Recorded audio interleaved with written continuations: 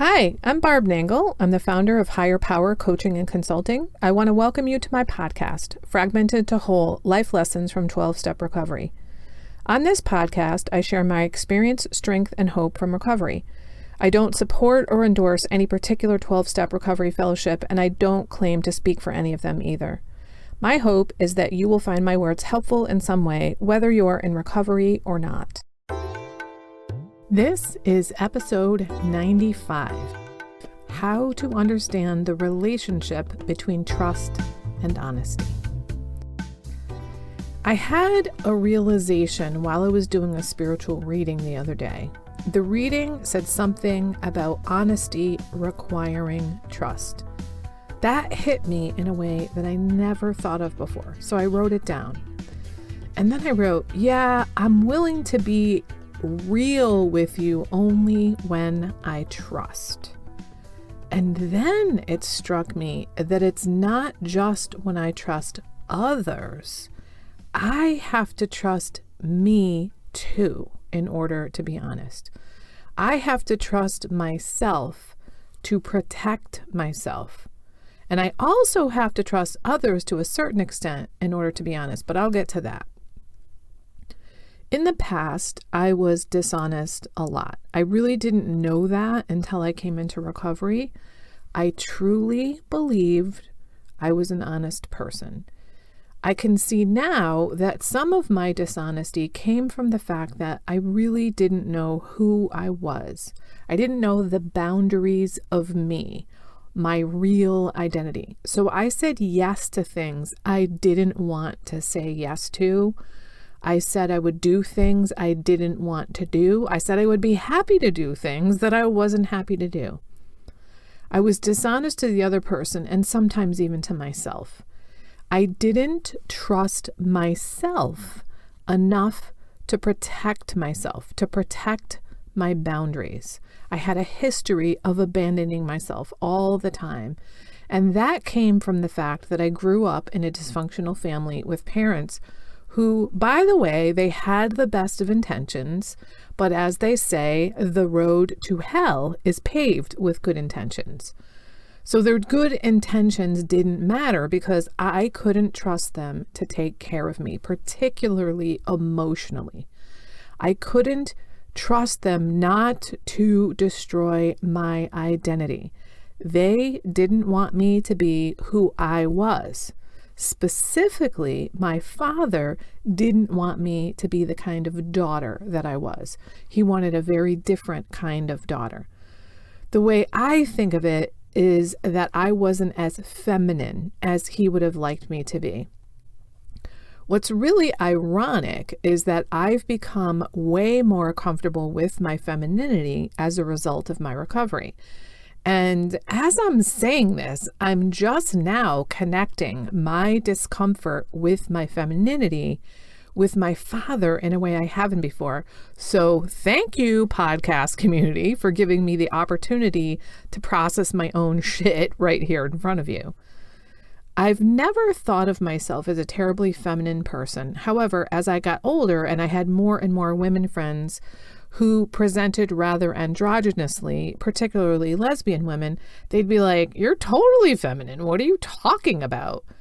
And I think my distorted thinking about all this was because I was comparing myself to this ideal that my father had set up for me. And by the way, made it very clear to me that I wasn't living up to. So I can be honest now because I trust myself. I know that I'm going to stand up for myself. I'm going to hold a boundary when I set one. I'm not going to cave in like I used to if I ever actually did try to set boundaries. And I'm going to enforce my boundaries by leaving the situation or whatever it is I need to do if the person doesn't respect my boundary. To be sure, I also have to have some level of trust with others to be honest with them, which is so much easier now because I can trust the people I surround myself with to be careful with my emotions and to respect my identity and my boundaries. When I was a child, I didn't have the option about who I surrounded myself with, but I do now, just as you do as an adult. I surround myself with people who are kind and respectful. I don't put myself in harm's way by hanging out with disrespectful, negative, unsafe, and abusive people any longer. I hope this all makes sense to you and it's helpful. I know that one of the ways that I would try to have boundaries with people would be by lying to them. And so now I don't need to lie because I can actually say the truth. And that's because I can take care of me. So when I wrote down my notes on these thoughts the other day, when I was having them, I decided to share them on Instagram because it was such a huge realization to me, this connection between honesty and trust.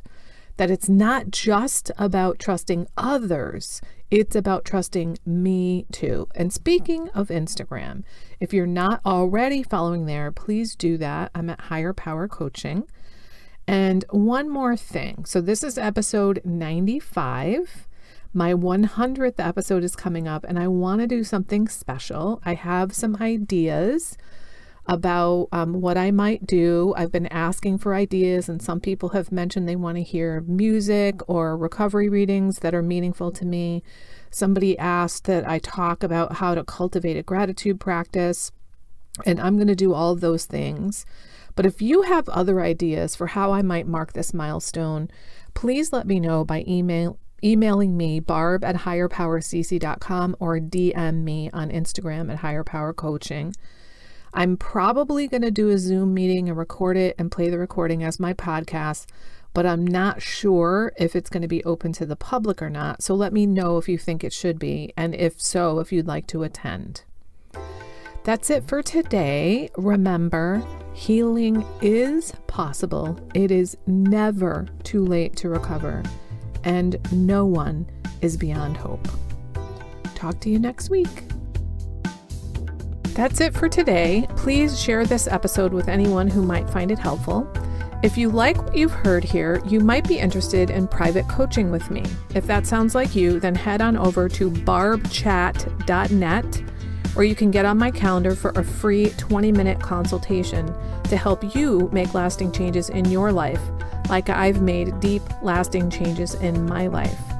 My ideal client is someone who is ripe for change, but I'll coach anyone who wants to be happy, joyous, and free. So if that's you, then go to barbchat.net and get on my calendar. I'd love to chat with you. Please like and subscribe to this podcast on your favorite podcast outlet. This helps other people find me. Thanks for listening.